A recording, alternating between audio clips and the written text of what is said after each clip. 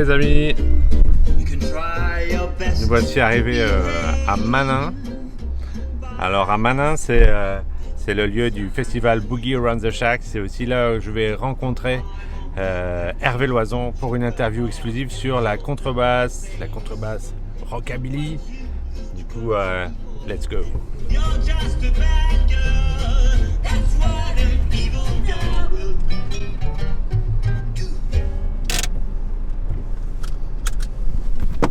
On est arrivé. Hello. Salut. Salut, ça roule? Ça va? Ouais. Donc merci de m'accueillir chez toi. Ça fait du bien.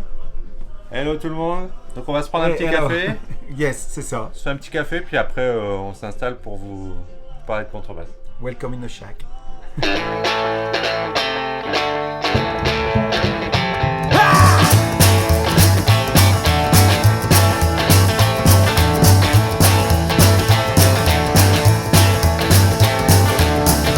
When I was born,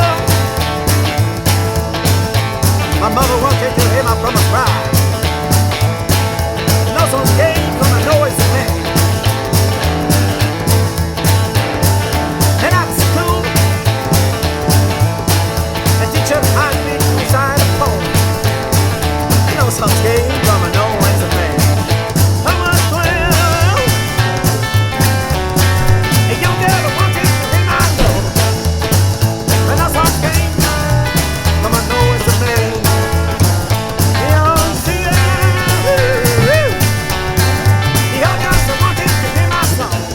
Merci de m'accueillir chez toi pour cette première interview de la chaîne de contrebasse à domicile, parce que le reste on avait fait en vidéo, mais c'est vrai qu'on a la chance d'habiter pas trop loin. Et merci puis, Stéphane d'être ici, oui. Voilà, donc je vous présente Hervé Loison, alias Jack Calypso. C'est ça. Jack Calypso, Hot Chickens. Hot Chickens. Wild Boogie Combo. Wild Boogie Combo. Lonely Jake. Lonely Jake. Voilà, on s'arrête là. Ouais. Voilà, donc musicien de rockabilly, blues et aussi producteur de beaucoup de productions photographiques, plein de disques. Oui, ben déjà pour les différents groupes et puis aussi parfois pour le plaisir d'éditer des compiles ou des choses comme ça, quelques-unes. Voilà, donc gros producteur de disques et aussi papa d'un nouveau festival. Voilà. Le Boogie Around the Shack, je ne sais pas si on voit le panneau derrière, mais voilà. Voilà. Ouais. Et puis l'affiche, elle est quelque part.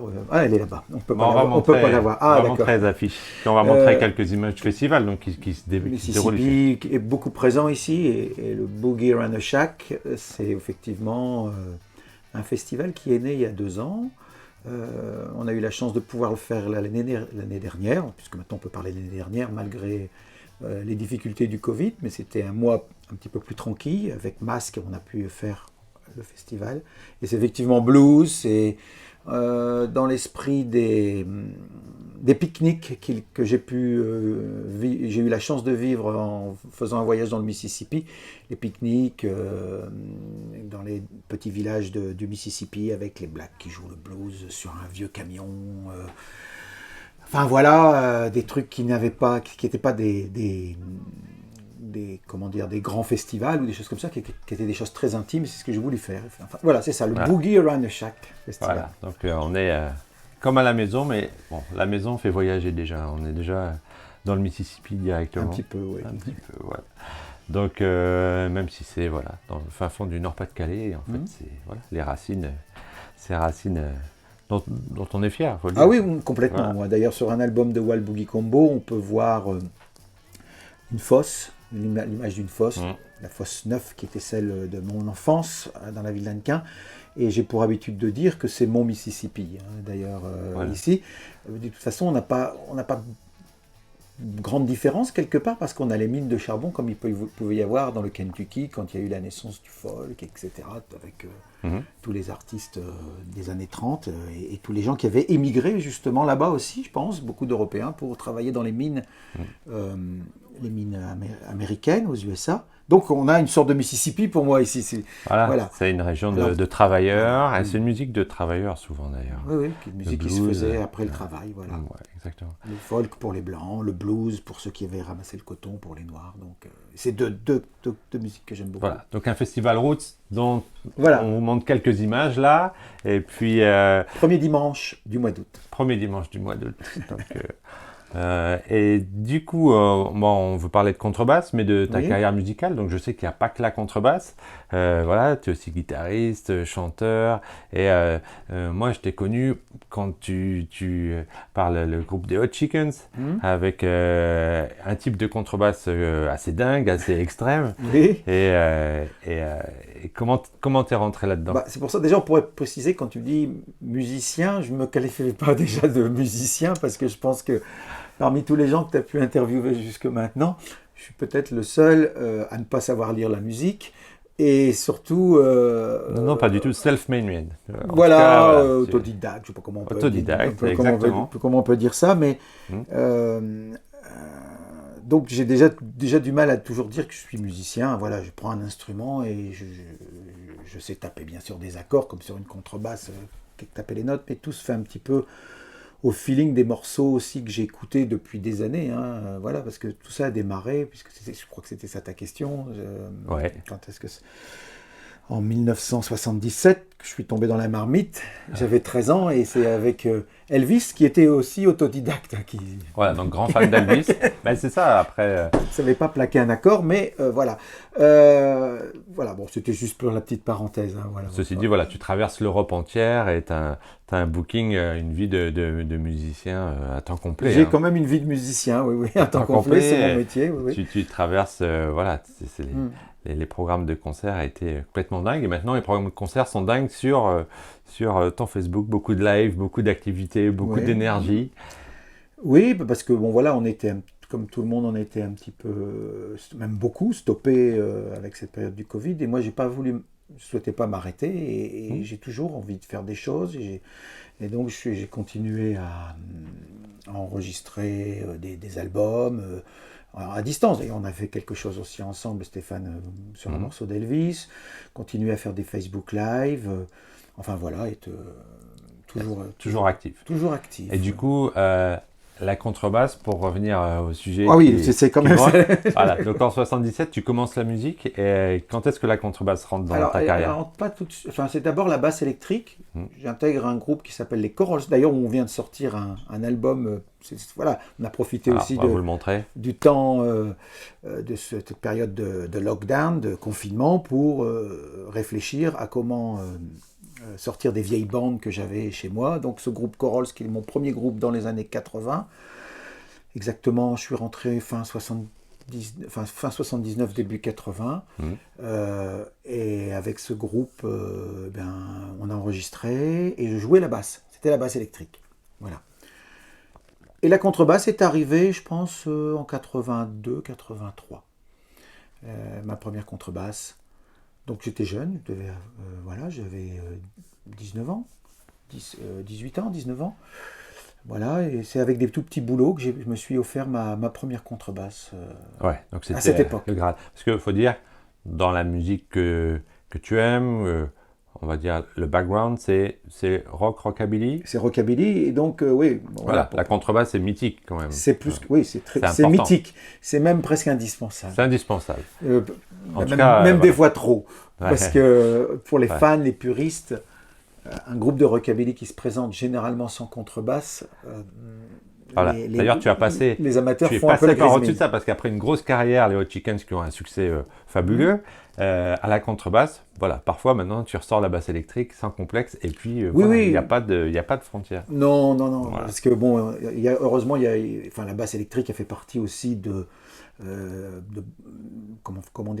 l'histoire du rock'n'roll, mais effectivement elle est venue un petit peu plus tard, quand on écoute les disques, même pour Elvis. Après les 50. Elvis, son contrebassiste, c'était Bill Black. Et voilà, quand on est arrivé en 57-58, beaucoup d'artistes, il y en avait déjà qui étaient déjà à la basse, mais beaucoup d'artistes dans le rock'n'roll se sont mis à la basse, et puis surtout dans les 60s, elle a disparu, complètement disparu de la surface, bouffée par les sons électriques, parce que c'était très difficile à amplifier, et du coup, on va parler un petit peu de tout ça aussi, parce que c'est tout, voilà, c'est complexe d'amplifier sa contrebasse dans ce style-là. Ah, non, C'est galère pour tout le monde. Du coup, voilà, toi, tu es passé de la basse électrique à la contrebasse. non. Et du coup, parlons un peu, comment tu t'es débrouillé? Tu as fait tout par toi-même? Est-ce que tu as trouvé des profs, des tutos? Comment ça s'est passé? Non, j'ai un petit peu. Au début, on tâtonne un peu. Je me souviens que les premiers concerts, comme on voulait amplifier fortement la contrebasse, on bouchait les ouïes. Enfin, on scotchait des micros sous le manche Mhm. pour avoir le slap. Mhm. Et puis un micro devant une ouïe, scotché pour pas qu'il y ait de l'arsène. Ça, c'était un petit peu le début. Voilà. Après, on a découvert qu'il existait des micros. Les cellules, ouais, plus Les cellules. spécifiques ou... Ma première était une Barcus Berry, je crois. Mhm. Voilà, efficace. Maintenant, je suis beaucoup j'aime bien Shadow. Mhm. Et je mets pas de cellule de slap. Voilà. Mais dans le rockabilly, c'était un petit peu typique d'aller coller quelque chose sur le manche pour avoir ce. Vraiment des aigus. Oui, Très- le clac. Ouais. Voilà, c'est un petit peu comme ça au fur et à mesure que j'ai trouvé Ton son. le son, la sonorisation que j'aime bien. Donc je mets pas de cellule de slap. Il y a un slap naturel. Je slap quand même. Je tape la corde Ouais. et puis les doigts viennent taper le manche. Mais c'est pas amplifié, quoi. Voilà. D'accord. Ça, c'était vraiment une image. Enfin, c'était vraiment un son de rockabilly des années 80, ça. Qu'on a eu, mais maintenant que voilà. Ouais, qui était peut-être cliché des années 80 et Oui, maintenant, oui. bon, il faut dire, quand on est sur les scènes rockab, comme dans tous les autres styles de musique, vraiment la contrebasse est amplifiée de façon très différente en général. Du coup, chacun a son setup, donc tu rencontres aussi pas mal de contrebassistes qui viennent remplacer, Oui. etc. Parce que c'est pas... Ou bien on peut jouer avec des contrebasses de près. Et, est-ce que c'est facile ça de changer d'instrument, de Bon. se balader? Pour ceux qui me connaissent, personne n'oserait me prêter une contrebasse. Vous voyez celle qui est derrière, mais elle a été refaite 2 fois. Peut-être on va montrer quelques images de tes performances avec la contrebasse, de comment tu la prends en Oui. main, tu la vis. J'en ai cassé beaucoup de contrebasses.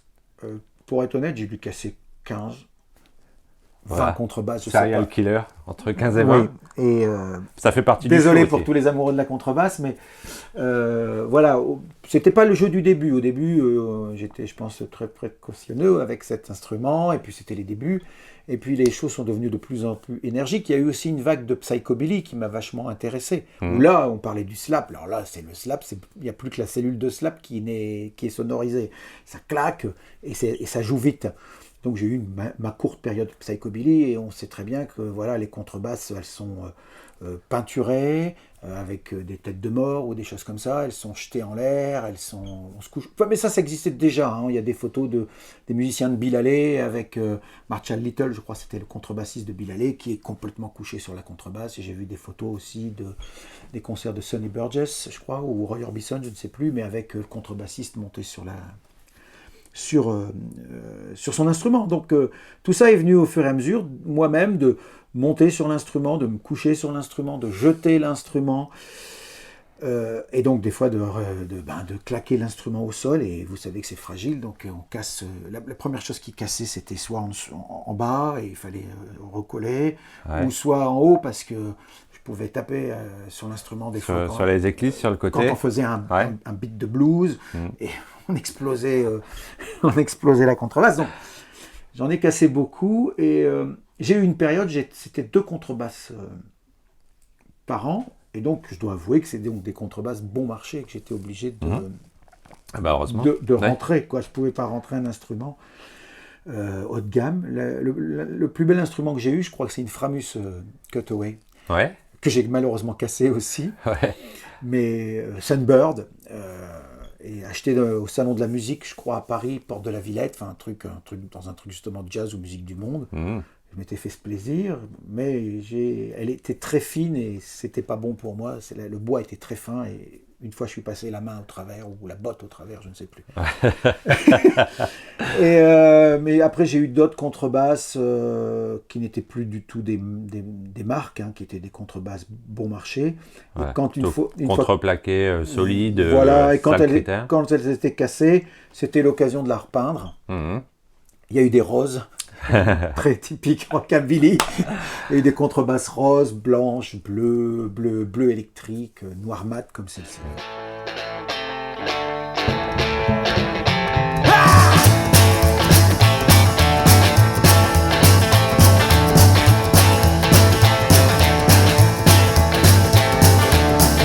When I was born, my mother wanted to hear my brother cry. No son came from a noisy man. And at school, the teacher had me to recite a poem. No son came from a noisy man. I was 12, a young girl wanted to hear my love. When I saw came from a noisy man.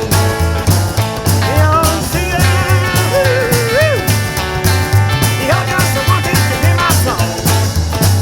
When I saw came from a noisy man. Soldier. C'est là les Black Sonny.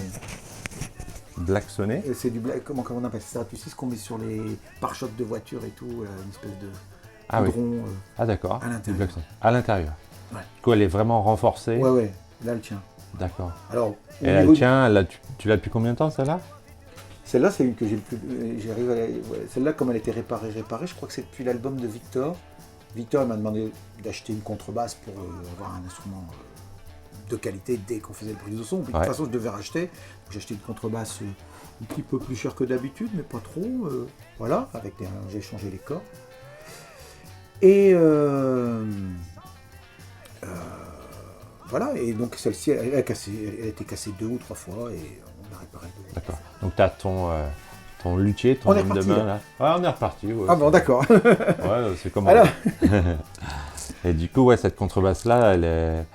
T'as ton petit luthier perso, voilà, ton homme. c'est pas un luthier. C'est pas un luthier officiel, C'est pas un luthier, j'ai trouvé plutôt un bon menuisier. voilà. Bon, parce qu'un luthier, désolé pour ceux qui font la profession de luthier, mais je pense que réparer déjà ma Ça te contrebasse. coûterait, ça te coûterait plus cher que ce que Ouais, tu gagnes. je crois qu'une fois j'ai amené ma Framus à un luthier qui était dans un état pitoyable et il a souhaité ne pas la réparer. Il m'a dit non, je peux vraiment rien faire quoi. Bah, disons que c'est après le temps. Ouais. Le temps de réparation fait qu'il y a un coût Voilà. qui est vite supérieur à l'instrument. Du coup, voilà, d'où l'intérêt de bien choisir la gamme de contrebasses qu'on... Mais cette Framus a été réparée, peinte en blanche et elle était offerte dans une loterie pour aider à un petit événement. Enfin voilà. Génial. Parce qu'elle était plus du tout praticable. Mais voilà, mes instruments, je les ai donnés. Beaucoup de contrebasses que j'ai données. À des amis, à chaque fois qu'on faisait un concert, et puis comme contrebasse, on sentait que c'était un petit peu la fin, ça m'est arrivé de donner des contrebasses, ou ça m'est arrivé de les finir. Voilà. Désolé. Voilà, soyons précis. Je crois un concert avec Christophe Marquilly, d'ailleurs, qu'on avait dû faire au Théâtre de Poche. C'est pas la première fois, je crois, que l'avait aimé, que j'ai fracassé une contrebasse à coups de marteau, pour terminer le show en apothéose. Voilà, ouais. Et un autre concert, je ne sais plus où, j'ai fracassé, 3-4 fois j'ai dû, et les gens repartaient avec un bout de contrebasse. Alors celui qui avait le manche, il était très content. Celui qui avait la touche, ou voire même je sais pas comment ça Que s'appelle. la volute. Oui, Ouais. la volute, ça s'appelle. Bon voilà, toi je sais même pas comment ça s'appelle, Stéphane. Mais celui qui avait la volute, c'est beau, quoi. Ouais. Je veux dire, il était C'est un content. trophée, quoi. Après, d'autres avaient un petit peu la table ou tout ça, ils me demandaient de signer la table. Et ça, c'était des contrebasses en fin de vie. Et quand j'avais décidé de ne pas les donner, elle finissait un concert important, Voilà. pour que ce qui est un petit peu de Le spectacle, show, comme Jerry Lee Lewis pouvait brûler son piano, ou Hendrix sa guitare. Ouais. Désolé pour... Dans la grande tradition du du rock rock'n'roll, et oui, du rock'n'roll. bien sûr, bien sûr. Voilà. Et les guitares mais sont on passées aussi. on se faisait critiquer, on pouvait se faire critiquer, attention, parce qu'on ne touche pas un instrument, mais Ouais. bon, voilà. Mais bon, c'est dans le style. Et, Voilà. et c'était pas calculé forcément, c'était des fois un petit peu dans l'énergie du concert. Une fois, j'ai vu, c'était pas une contrebasse que j'avais qui était censée encore jouer, et j'ai vu que je l'avais fendue, et j'ai dit Bon, voilà. dernier morceau, basta quoi. cassé, voilà. Et j'ai aussi un concert où je me souviens, j'ai jeté la contrebasse et je ne l'ai pas rattrapée. Parce que on peut voir des photos sur le net, contrebasse à plus de 2 mètres d'auteur. On va en montrer là. Ouais. Oui, plus de 2 mètres, oui, largement plus de 2 mètres. Oui. Ah ouais. Donc voilà, il y a un câble, hein, je ne sais pas si on peut le voir, mais voilà, je suis pas forcément... j'ai joué de temps en temps en micro HF, Ouais. mais Non. c'était pas le truc qui me... Mais c'est vrai que, voilà, parce que je pouvais me balader avec la contrebasse sur les tables, sur le bar ou des choses comme ça, et avec un jack, c'est un petit peu plus compliqué. Et quand on la jette, effectivement, il ne faut pas avoir le pied sur le jack. Ouais. Parce que là, elle revient tout de suite. C'est un vrai savoir-faire quand même. Mais parlons maintenant de la façon de jouer la contrebasse, pas seulement de la jeter. Voilà, parce que là, tu parles de choses à haut niveau déjà. Voilà, et du coup, voilà, un peu l'idée de cette chaîne, c'est aussi de donner des astuces ou de l'énergie à ceux qui démarrent. Parce que évidemment, voilà, tu as appris tout seul, donc ça demande beaucoup d'énergie au départ, de passer de la basse électrique à la contrebasse.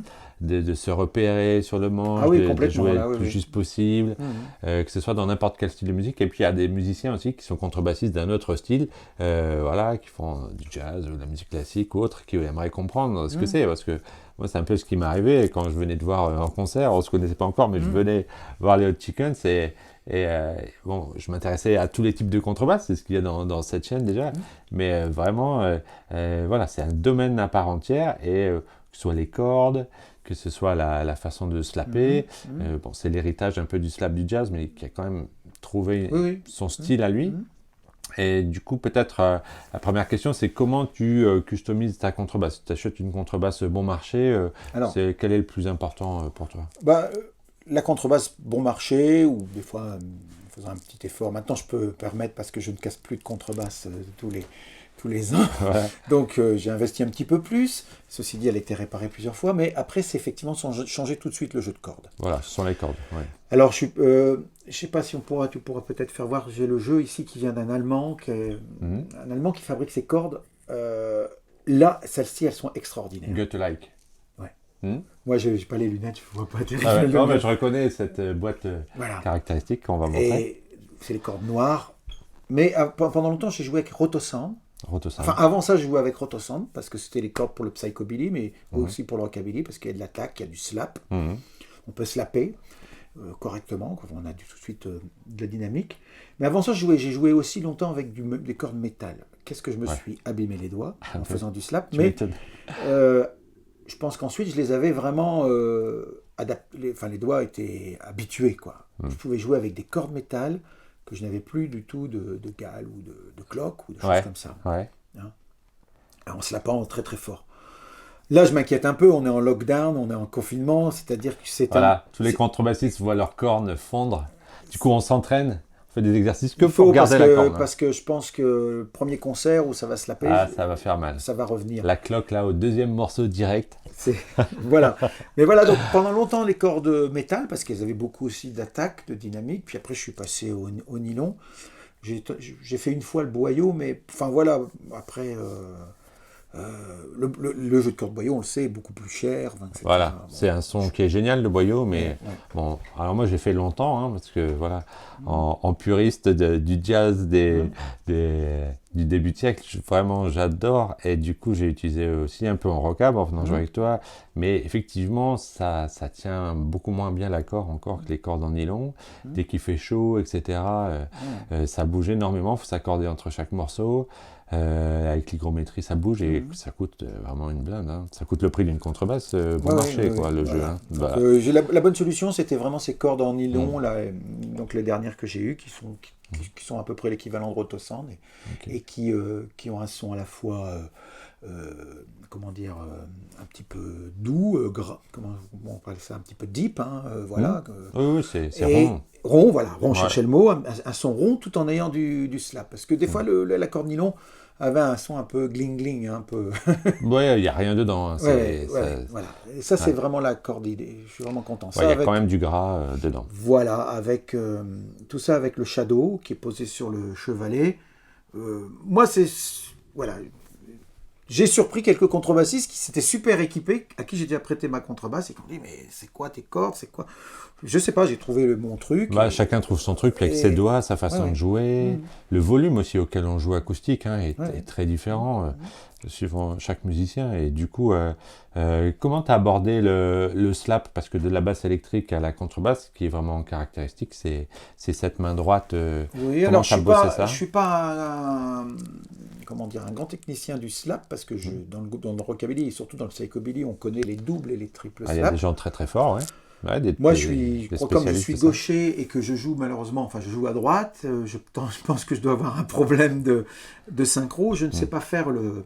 Ouais, les J'ai triplés, tenté, tout ça. il y a un truc à faire, mais voilà, pour que ça claque 3 fois, je claque qu'une fois, quoi. Mais ça, le slap. Mais bien. Le slap une fois. Mais voilà, le triple slap n'existait pas quand Bill Black jouait avec Elvis. On avait. Voilà, C'était du simple slap. Et voilà, non, le slap, c'est pas quelque chose de très compliqué, c'est juste la main qui vient. La corde est tirée, mais la main, pour moi, elle revient aussi claquer la touche, c'est ça qui fait le.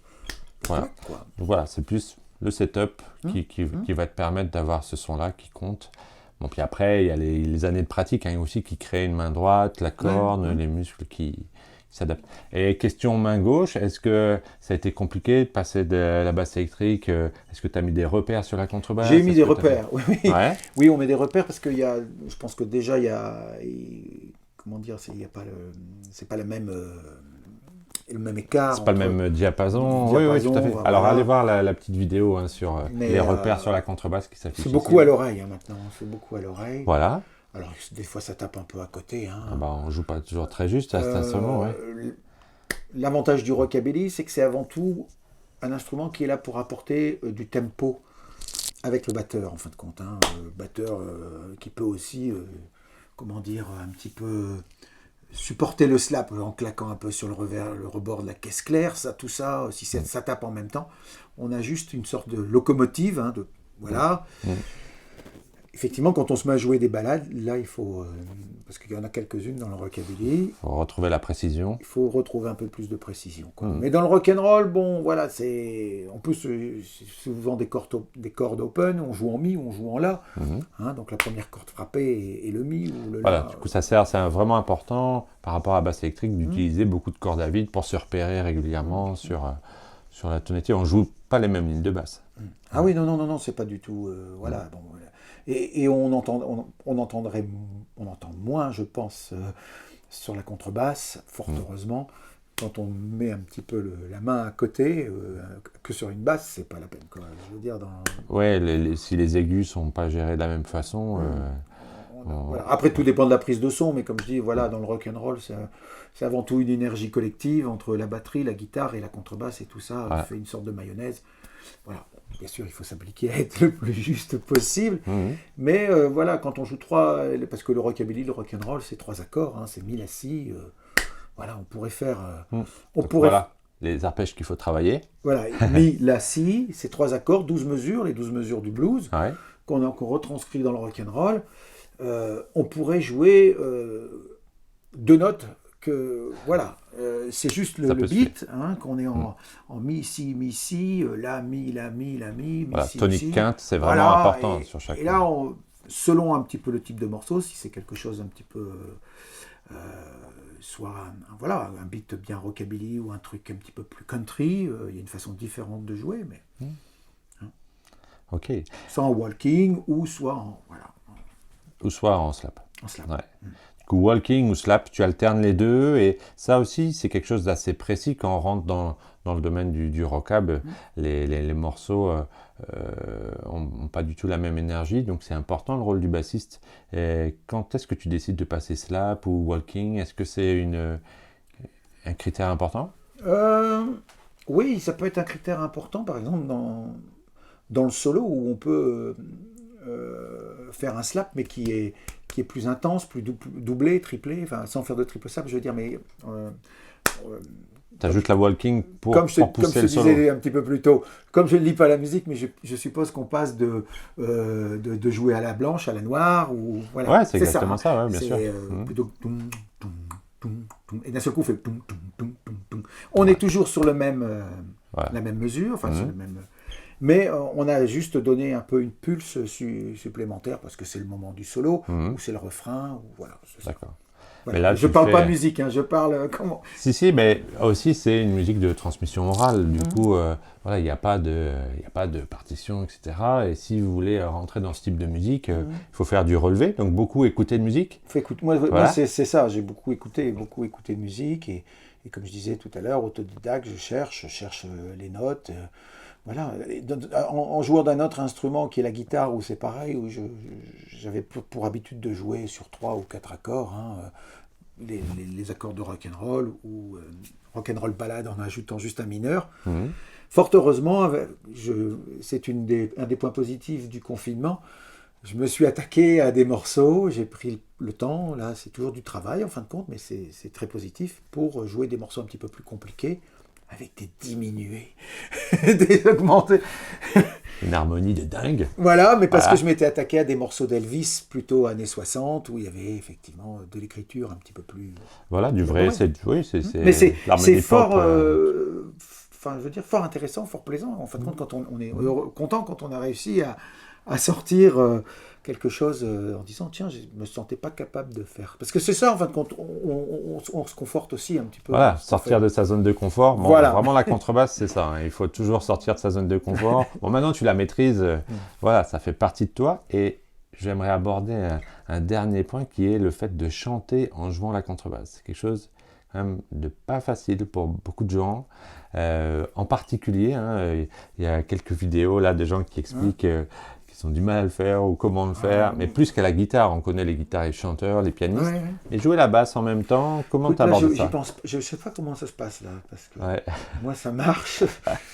C'est dans le logiciel, ça marche tout seul. Oui. Mais dès le début, c'était comme ça. Oui, je pense que dès le début, Dès le c'était comme début. ça. Ah ouais, bah, voilà. Il n'y a pas de Mais, match. oui, mais je pense que ma contrebasse, j'ai peut-être essayé de jouer en même temps que la voix quelque part. Hein. Peut-être Ouais. que je suis mon rythme, quoi. Voilà. Mhm. Oui, non. T'as essayé ou t'as travaillé séparément ta ligne de basse et le Non. chant? Jamais. Non. Ce que je peux ne pas arriver, par contre, à faire à la guitare, des fois, effectivement, quand il y a des trucs rythmiques Carrément. un petit peu plus compliqués, où la main doit un petit peu Mhm. être pour vraiment tomber en tempo. Des fois, en guitare, ça peut être plus difficile si c'est pas basique, quoi. Mhm. Mon contrebasse, comme je reste sur un jeu basique rock'n'roll, rockabilly, en walking ou en slap, et je viens coller juste au D'accord. beat de la C'est voix. vraiment quoi. Ouais. ton background qui fait ouais. que J'ai pas t'es à l'aise. pas travaillé ou pas réfléchi là-dessus. Yes. Alors peut-être pour terminer, là, quel conseil tu donnerais à quelqu'un qui, voilà, ou à tous nos copains, on en croise quand même beaucoup, hein, des gens ou qui nous prêtent les contrebasses sur les lieux des concerts, qui ont la contrebasse qui est dans le salon, qui ne sert pas et qui savent pas comment faire, ils n'ont pas envie de prendre des cours avec un prof, etc. Donc bon voilà, c'est un peu l'intérêt de cette chaîne, mais c'est aussi... Premier conseil, ne me voilà. prêtez pas une contrebasse, ça, voilà, ça je l'ai déjà dit. Non mais voilà, conseil pour jouer, comme je disais tout à l'heure, c'est quelque chose que j'ai vécu pendant ce confinement en travaillant un peu plus la guitare. En fin de compte, c'est bon, tout passe quoi qu'il en soit par le travail. Ça c'est un premier conseil. Je Il pense. faut s'y mettre. C'est du travail quand même. C'est du travail, Voilà, c'est y a quand pas même de du magie. travail et il faut pas baisser les bras. C'est combien d'heures de travail, voilà, c'est 1 heure, 2 heures par jour, voilà comment tu... C'est quand non, moi je vais pas compter. Moi c'est quand Voilà. on a envie. Mhm. Si- Quand tu as la bonne énergie, La bonne énergie, on se met un disque, on l'accompagne.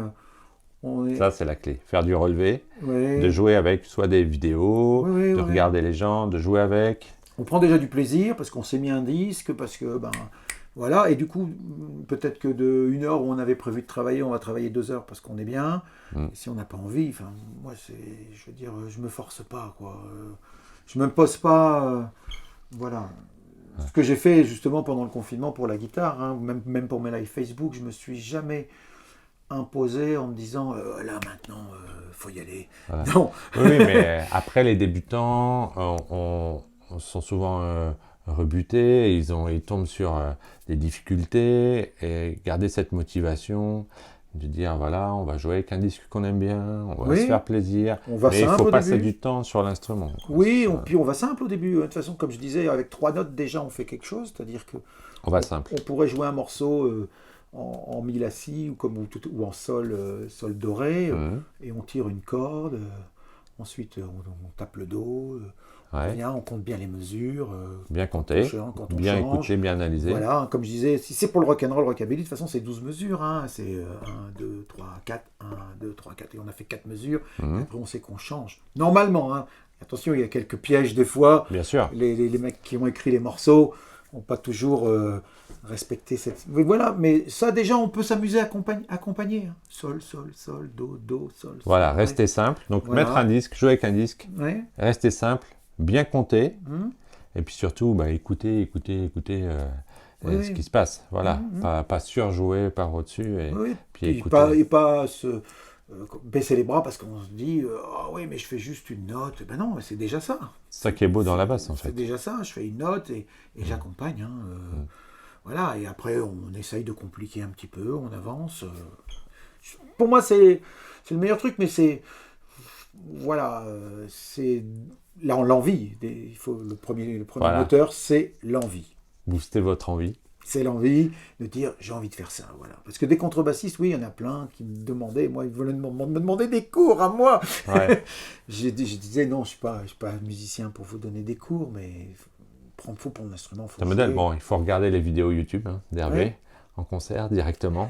Là, Ta vidéo, vous allez tes comprendre vidéos pour l'énergie. aussi, pour voir, Ok. pour apprendre. Bon, voilà, ça vous fait Merci. une belle somme d'informations pour. Et à nouveau, désolé motiver. pour tous les musiciens qui prennent soin de leur instrument, mais vous inquiétez pas, je prends soin de mes instruments aussi. Absolument. J'ai une Gibson ES 125 que je chouchoute, mais bon, certes, elle a été réparée par un luthier cette fois-ci, de nombreuses fois. Elle est là quelque part, peut-être que tu la feras voir tout à l'heure. Ouais, Voilà. on va faire une petite Une visite. belle, On va partir en visite là, tout en parlant Ouais. sur les images. On va partir visiter un peu. Et puis, donc il y a cette belle contrebasse noire qui a été protégée à l'intérieur par une résine, c'est ça hein C'est ça, une résine, c'est un ami, comme je vous ai dit, qui travaille bien le bois, mais qui n'est pas Voilà. luthier, mais qui était le seul de pouvoir me consolider cette contrebasse. Et je peux vous dire que là, voilà, parce que je monte dessus, mais je monte dessus debout aussi, c'est tout, 90 kilos sur la contrebasse, quoi. Donc, vous imaginez, il faut que, voilà. Donc, Ouais, il faut que ça mais tienne. l'instrument sonne, hein, alors, parce que la question qu'on me pose souvent, mais est-ce que ça sonne? Alors c'est sûr que c'est pas fait pour faire du jazz, c'est pas fait pour faire peut-être une certaine variété de musique, comment dire, que ce soit classique ou des ballades ou des choses comme ça. Mhm. Mais pour faire du rock and roll, du néo Voilà. rockabilly, Et puis c'est plus facile à amplifier que des contrebasseurs. Voilà, J'ai et- déjà évoqué sur la chaîne les amplifications. Et c'est vrai que mon problème au début, c'est que j'avais des beaux instruments et que les systèmes d'amplification dessus partaient en larcène directement. Et il faut vraiment bien doser la quantité de son acoustique qui va sortir. Donc on peut peut-être aussi aller voir l'autre contrebasse oui, oui, oui. que tu as Et ici. on peut parler des amplis parce que Ouais. dans la contrebasse, alors le plus courant c'est l'Ampeg. Mhm. Hein, alors le Je saurais pas dire. SV30, c'est ça? Ouais, maintenant les gros Ampeg là, Ouais, les enfin, 4x10. voilà. Bon, moi j'en ai Ouais, pas, c'est pareil. Parce Ouais, que j'ai eu ça, mais je l'ai gardé 6 mois parce que je me suis dit, je vais en dépense- faire quoi comme je disais, On les a sur scène, quoi. Je dépense pas trop dans ce genre d'instrument, Voilà. parce que enfin ce genre de choses, parce que ça coûte très très cher. Mais c'est En bac- voilà. l'ampli idéal. C'est C'est l'ampli en backline, on a souvent pour ça. le rockabilly, c'est ce qu'on demande. Ouais. Hein, le SVT. c'est SVT, un SVT, Ampeg voilà. SVT. Ampeg SVT. Puis c'est, je veux dire, avec une seule voiture, allez trimballer ça si vous allez Déjà. en tournée. La contrebasse plus le SVT, on est déjà tout seul dans sa voiture. Voilà. Donc il y a des Ampeg un petit peu plus petits. Donc moi c'est ce que j'ai utilisé. Hein, voilà, ou une tête Ampeg avec un autre HP. Mais la tête Ampeg, c'est vraiment. Alors il y a eu aussi le Trace Elliott. Ouais. Donc, j'ai cité l'Ampeg qui est l'idéal, mais on peut utiliser le Trace Elliott, le Galen-Kruger. J'ai joué sur d'autres amplis qui étaient pas mal. Mais c'est aussi l'égalisation Mhm. qui est importante. Mhm. Alors, il ne faut pas me demander, mais moi, c'est en V. Parce qu'on met beaucoup, un petit peu de basse, on creuse un peu pour avoir ce son gras quand même. Hein, Voilà, on Quand enlève je- les médiums. Voilà, quand je suis avec un sonorisateur, c'est pareil, qui va me sonoriser en concert, je lui fais baisser les médiums. J'aime pas les trucs qui attaquent. Mhm. tu laisses la place à la agressive. guitare. Oui, il faut que ça soit un petit peu rond derrière. Le slap, c'est moi qui vais donner le côté aigu dans le slap, mais il faut que ça reste un peu rond derrière. Donc, aux sonorisateurs, généralement, je leur dis, parce qu'ils sont là à mettre un petit peu d'attaque sur la contrebasse, plac, plac, plac, dans la sono. Je dis non, faut creuser les médiums. Enfin, c'est mon Rond, opinion. et ça laisse la place au chant, à la guitare, aux autres. Voilà. Ouais. Yes. Du coup, on a parlé des amplis, de tes 2 contrebasses. L'autre contrebasse, peut-être, c'est quoi? C'est une... C'est une contrebasse que j'ai jamais jouée, ou peut-être je l'ai jouée 2-3 fois, mais elle est complètement impraticable parce que ça vient d'une harmonie. Ok. Mais c'est une contrebasse dans un bois très fragile. Vous tapez dessus, là, par contre, ça se fend tout de suite. Je pourrais pas dire que c'est comme Ok. du bois pour faire des meubles. Hein. Ouais. C'est un meuble. D'ailleurs, elle est clouée, elle n'est pas collée. Ah oui, Tout oui. La table a été clouée. Toute la table a été clouée. Wow. Mais, oui. Mais j'ai déjà pu la tester. Elle a un son énorme. Mais bon, voilà, elle est impraticable. Mais avec le bois, elle a un son vraiment excellent, quoi. On pourra la voir tout à l'heure, mais là, elle est dehors parce que je n'ai plus de place dans le shack. Ah ouais, on va Mais montrer elle est les images en dehors, même temps. elle est en déco avec... Et là, dans le avec shack, un je vois aussi ta belle guitare signée que tu avais emmenée dans le Mississippi. La Martine, oui. Alors celle-ci, si vous la voyez après, elle a été aussi réparée, mais elle joue encore. Hein, un luthier qui a fait un super travail dessus. Mais surtout, l'important, c'est qu'elle est signée par plein d'artistes de blues noirs américains que j'ai croisés dans le Mississippi ou un truc comme ça, mais qui, pour la plupart, alors, sont malheureusement plus de ce monde. Mais voilà, cette partie m'a permis d'enregistrer un album blues aussi dans le Mississippi. Ouais. Il y a une Martine, il y a une Nationale, donc une Gibson, une Epiphone. Yes. Et la platine vinyle, on va peut-être se mettre un petit vinyle pour Oui. clôturer cette émission et puis vous inviter à en mettre un et jouer avec. Sortez votre contrebasse, dépoussiérez-la. Et puis, un grand merci. Merci à toi, Stéphane, merci. Et puis, voilà, Pour rendez-vous. ceux qui suivent ton émission. Voilà, je vous mets les liens des pages Facebook d'Hervé, de son site, et puis de Boogie Around the Shack aussi. Festival. Voilà. Ça vient de faire bip. Ah, voilà, carte mémoire pleine. Bon, voilà, c'est le moment. Et ouais. Toi, tu peux dire au revoir à... D'accord. Merci Stéphane, et au revoir, et puis on vous fait cette visite du shack. And don't forget, nothing but the blues.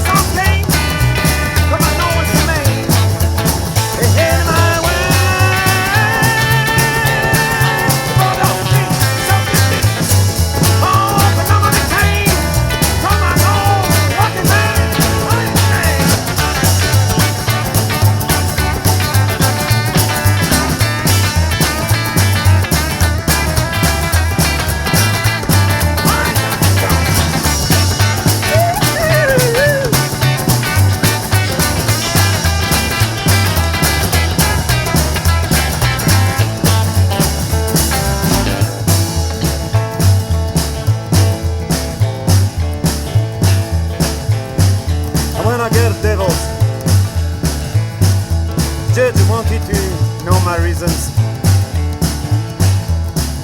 but no sound came from a knowing man. And I had to be arrested. The cop asked me if I was drunk, and no sound came, 'cause I know it's me. And I hope that I've never change my ways. Oh, can I something? Come on, know it's me. I'll be just two people with for me. Oh, can I something? Come on, know it's me.